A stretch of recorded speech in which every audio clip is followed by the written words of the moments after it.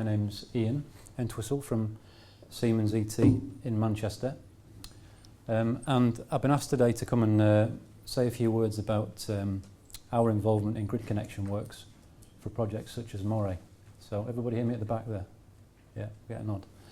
There's some familiar faces in the audience and some unfamiliar ones. So excuse the nervousness, but I'll give it a best shot. So my background is, at the moment, I'm in business development. I'm a recent convert to sales. Before that, I was in operations. Operations management, project management, and that was for about 20 odd years. Yeah, I know it's hard to believe that I'm old enough to be that experienced in this industry, but yes, I am. And this morning I certainly feel it. I haven't got the 7:15 from Manchester. I'm a little bit tired. Anyway, never mind. Excuses out of the way. My job today is to explain to you guys who we are, Siemens ET, what it is we do on projects like this, and where we do it.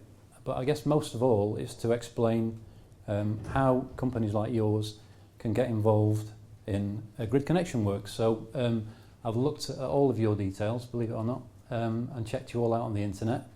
And quite a lot of your companies have got applications that would be useful to us.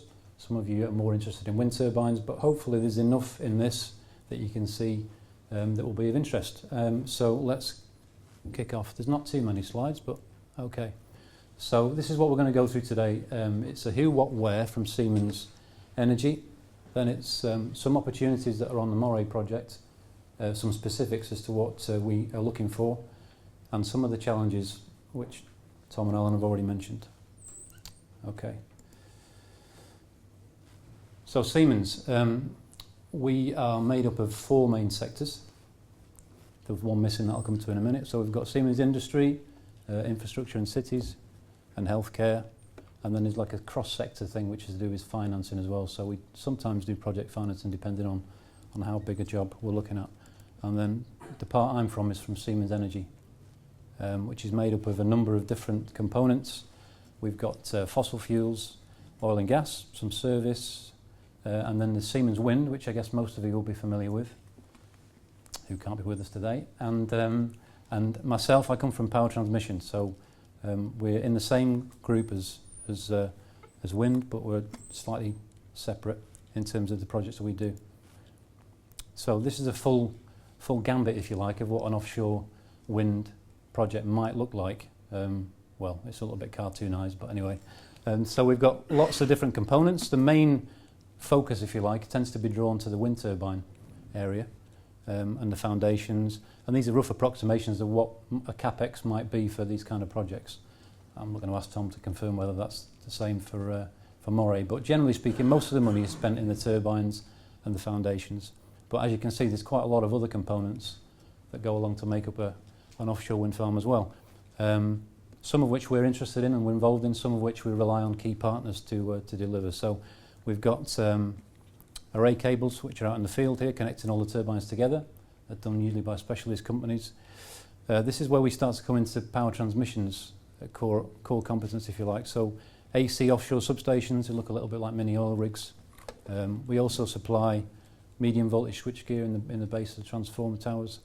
And then we've got the export cable that's coming in onshore, and this is the onshore substation, which I guess is where Siemens have really established themselves over the years. And we've got some power conditioning equipment. This particular thing is what Moray started off like, as an HVDC project, a lot bigger offshore platform, and we've also got a lot more technology onshore as well, and the projects are obviously a lot more expensive. So thankfully, on this particular case, EDPR have managed to modify things, and we're going back to AC, which is a lot more familiar to everybody. So they're the various components of offshore wind projects. Now, there are a number of ways that these projects can be packaged up.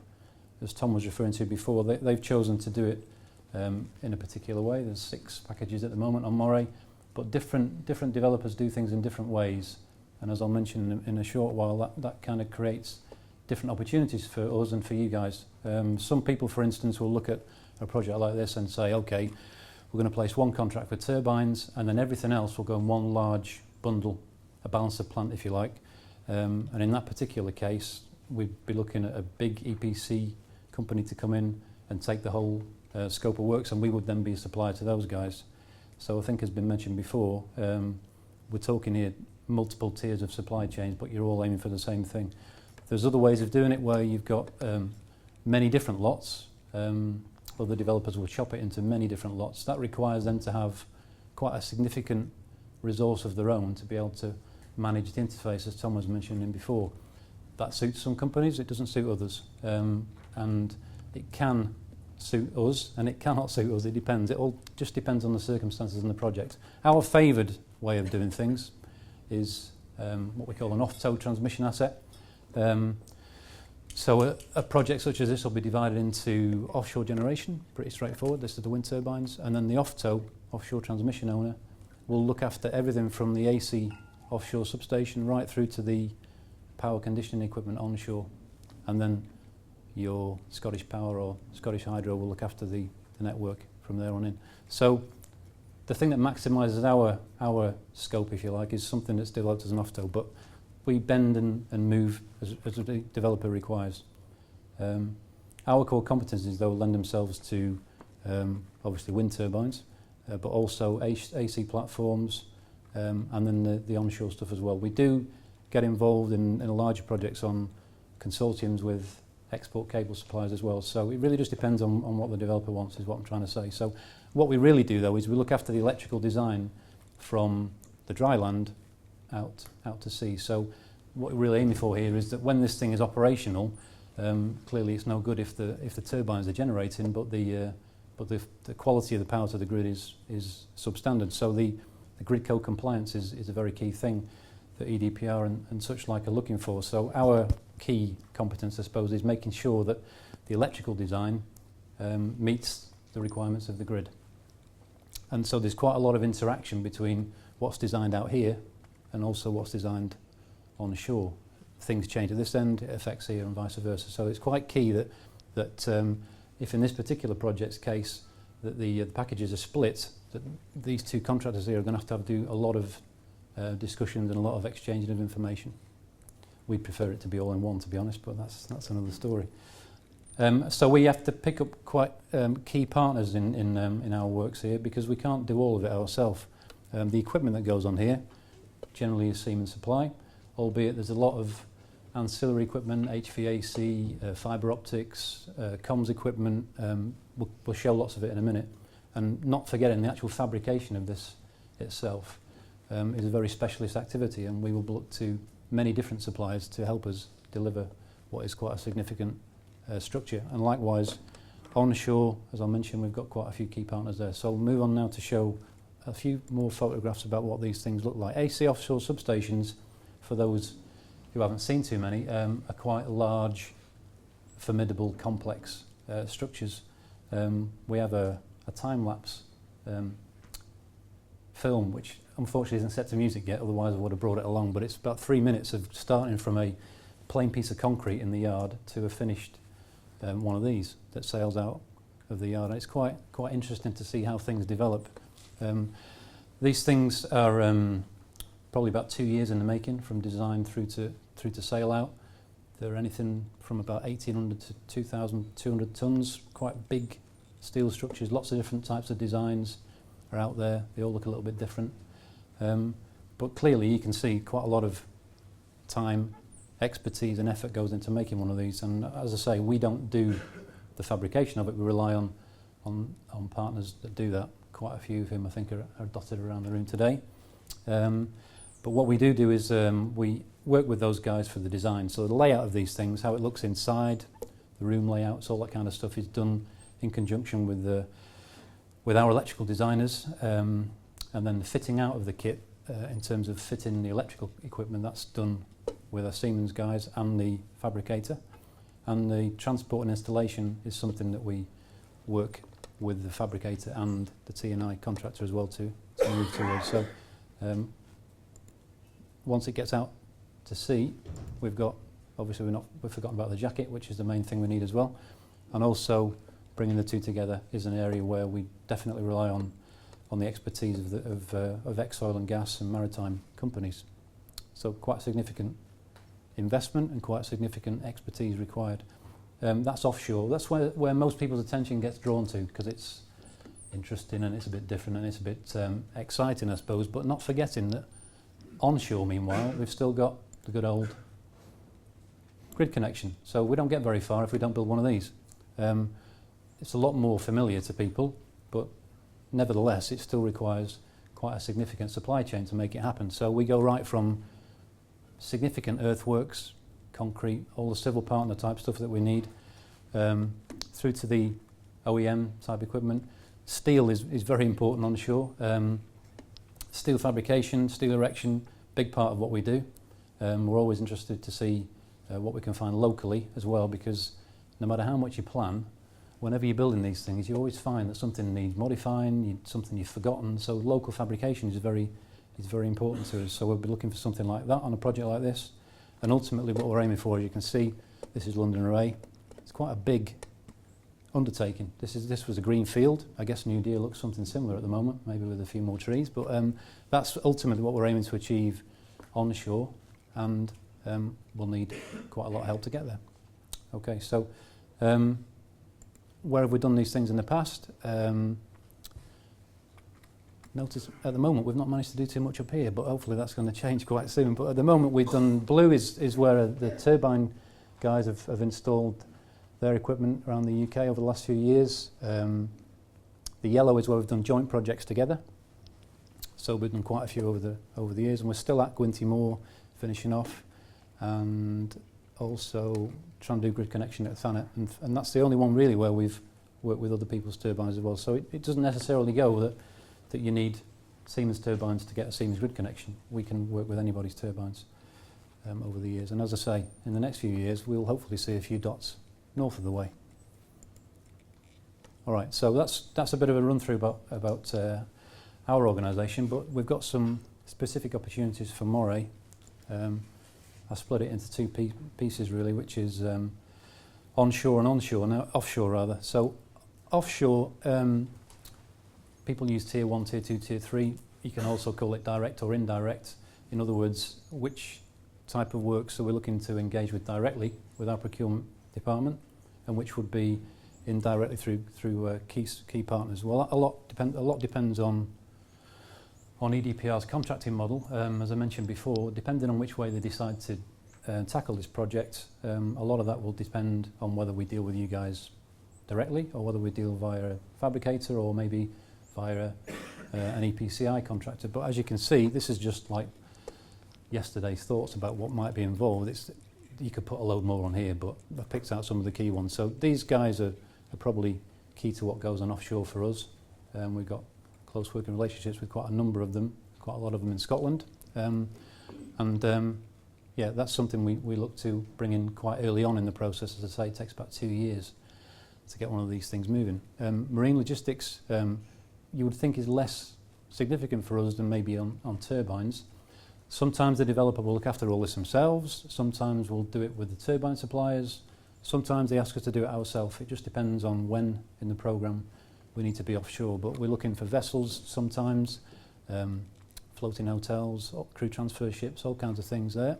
Inspection and testing offshore particularly is something that we need expertise in, so generally checking out paint is quite a big part of what we do to make sure the things don't rust. And then, not going through all of them you can see, but I guess on the platform itself we've got a lot of ancillary kit that needs fitting out. We try and do as much of that in the yard as we can.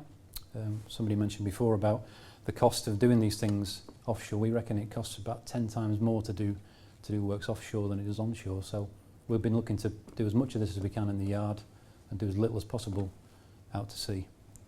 So that's an idea. And not forgetting, of course, all these people need somewhere to stay. So as Tom mentioned before, the hoteliers in this part of the world will do quite well out of a project such as this. Onshore, we tend to take the role as principal contractor onshore, so quite a bit more of the works directly to do with ourselves, albeit we still need a main civil contractor. So again, we work with quite a number of different companies around the country. We try and pick one that's got experience of working in the area. So up in Scotland at the moment we're working with BAM Nuttall on projects for Shettle, and things like Black Hillock is quite a big project up here. So Doesn't necessarily have to be those guys. We look to work with whoever's got the appetite to help out, really.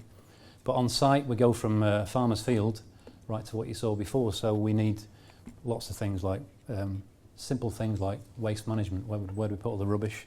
We've got site security, scaffolding, loads of different things that goes on onshore to complement what we do ourselves. So that just gives you a bit of an idea as to what's out there, and hopefully some of it rings true with what you guys do.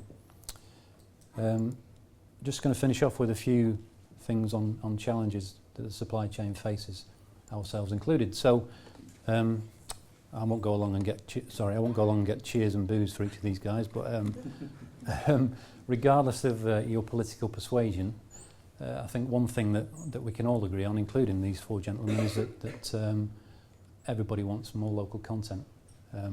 That's something that is one of the key strategies of Siemens, really, is to work locally and be present locally. So it's something that we're very much keen on, and you've read in the press about what's been going on with our company. But one of the things I'll come on to mention is that it's not more local content at any price.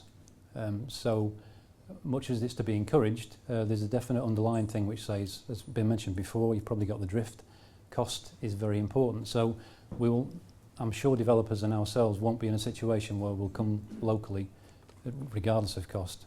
Yes, we all want more local content, but it's got to be right. So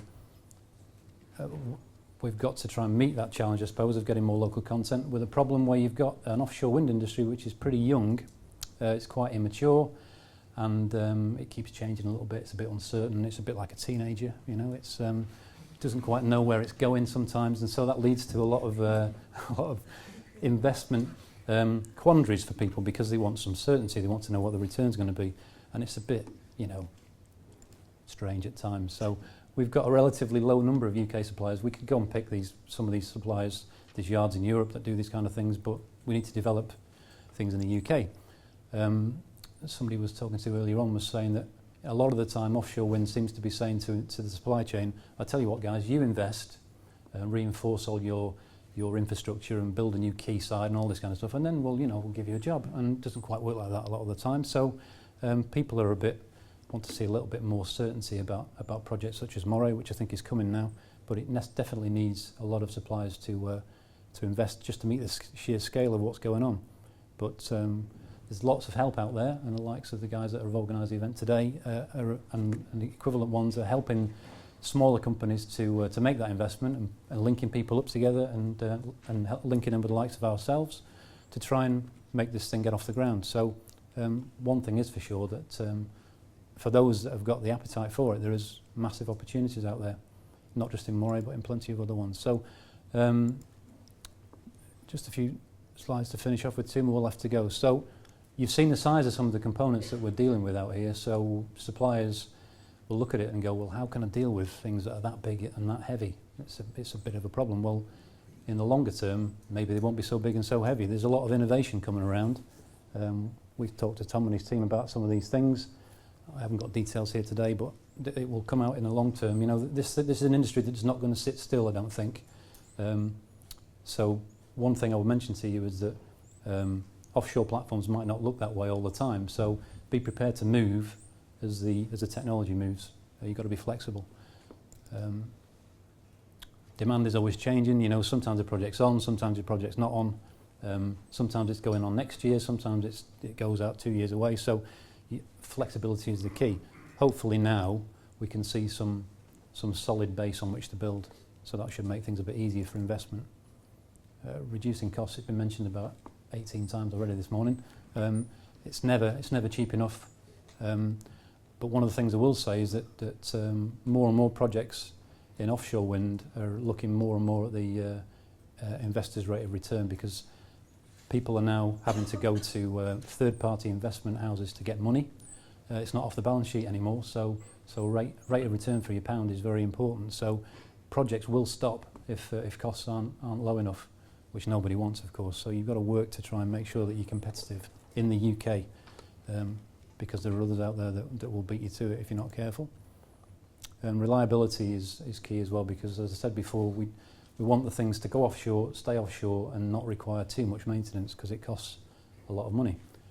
So how do you keep things cheap, reliable, and keep the quality up, whilst at the same time, one thing that hasn't been mentioned this morning, which really should be top of the bill, is safety, because all of the suppliers in the room, and I'm sure this goes for any tier 1 supplier, will have their own health and safety regimes to which everybody's expected to take part. I think these days in the UK we're pretty good at this, but for smaller companies it can be a bit of a shock as to the kind of certification and training that will be required to work on these projects. So we've got stringent standards offshore, everyone is aware of that, but the same standards apply onshore as well. Electrical safety rules and all those kind of things apply. It costs money for people, especially in smaller companies, to put their guys through that, so you've got to be sure that it's worth the investment. So we have quite a well-established regime we call zero harm, which is trying to get around to this idea of never having an accident ever again. A lot of people think that's a bit of a strange concept, but it's something that can be achieved if you work in the right ways. This term behavioural safety is trying to get over to the guys that do the real work to try and think about things in a less macho way. I think the offshore industry is a very, very macho type industry, and you don't worry too much about bumps and bruises, but that's not the way that we work, and I'm sure it's not the way that any of the companies in this game work. It's trying to look at things in a different way and think about your fellow colleagues and make sure they get home in one piece. And a lot of companies pride themselves on low accident rates, and that's something that I think is important and we look for in the supply chain more importantly. So if any of these things have been of interest to you today, one of the things that happens with Siemens is that you will go through a supplier assessment process. You submit your details to us, and one of the things that we look at a lot is safety record. So it's not just a tick in a box. Well, if you're a significant enough supplier to us, we will come and visit you and see what routines you go through, see what your records are in your factory as well as out on site. So it's something we take very seriously, as do all the developers. So as I say, if there's anything in that is of interest and you've got any further questions and you want to come and chat later on, I think we're in the room out the back.